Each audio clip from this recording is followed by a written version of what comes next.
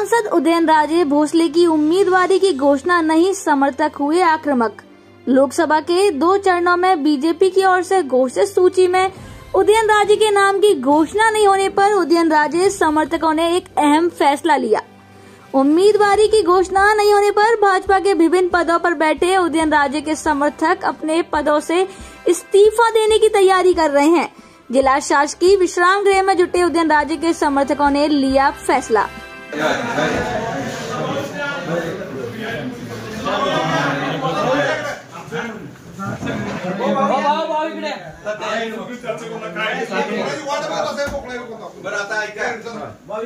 तात्याशी बऱ्यापैकी मगाशी चर्चा झाली तर तात्यांना मी आता सांगतो। तात्या मगाशी सगळ्यांच्या भावना तीव्र होत्या म्हणजे असं की औरंगजेबाने शिवाजी महाराजांची जी अवस्था केली की 3ऱ्या लाईनीत उभं केलं आणि त्यांची अवहेलना केली, तशा पद्धतीनं भाजपनं आज उदयन महाराजांची अवस्था केलेली आहे। आज 3री यादी जाहीर होणार आहे, तर यांच्या नावाची अजून घोषणा केलेली नाही। अशा पद्धतीच्या अनेक ज्या आमच्या भावना होत्या, ह्या सगळ्या कार्यकर्त्यांच्या भावना आहेत, त्या पद्धतीने सगळ्या व्यक्त केलेल्या आहेत। जर उद्या भविष्यात ह्यांनी जर आज त्यांनी जर उमेदवारी जाहीर केली नाही तर उद्या सगळे उदयन महाराजांचे जेवढे जिल्ह्यातले कार्यकर्ते असतील, जेवढे पदाधिकारी असतील,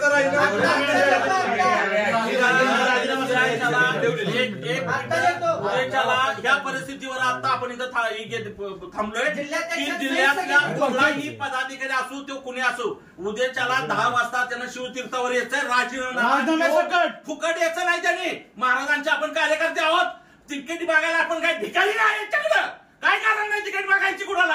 आज फक्त महाराजांच्या नावाखाली 13 वर्ष मतदान घेतात ते, आणि आज 13व्या वर्षी त्याला तिकीट मागायची वेळ येते। ही निर्लज्जपणाचा कळस घातलेला आहे। आजपासून तिकीट मागणं नाही, आम्ही स्वतः तिकीट आहे।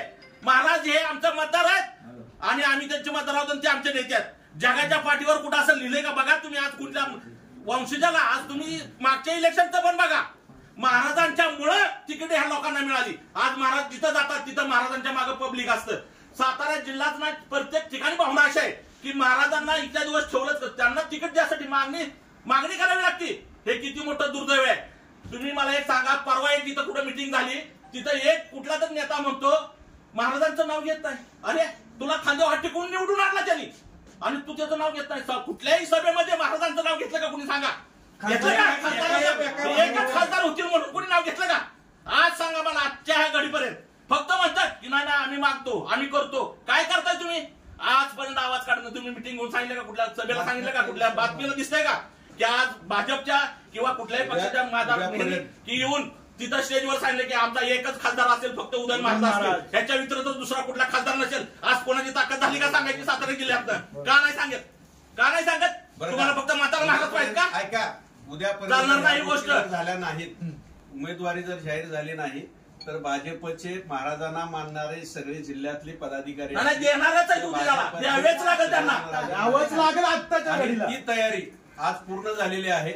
उद्या सकाळी 10 साडेदहा वाजता सर्व कार्यकर्ते आपल्या शिवतीर्थावर पोहणा। त्याच्यापेक्षा काय मला म्हणायचंय, जिल्हा कोर कमिटी काय एक शब्द बोलून झाली नाही ना, म्हणून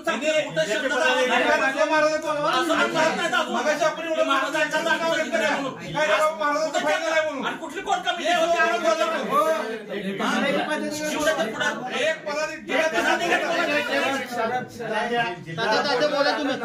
तुम्हाला ह्या लोकसभेचं प्रमुख नेमलंय, आमची तुम्हाला विनंती आहे, आम्ही सगळेजण शांत बसतो, तुम्ही जिल्हा प्रमुखांना 2 शब्द बोलायला। एकच मिनिट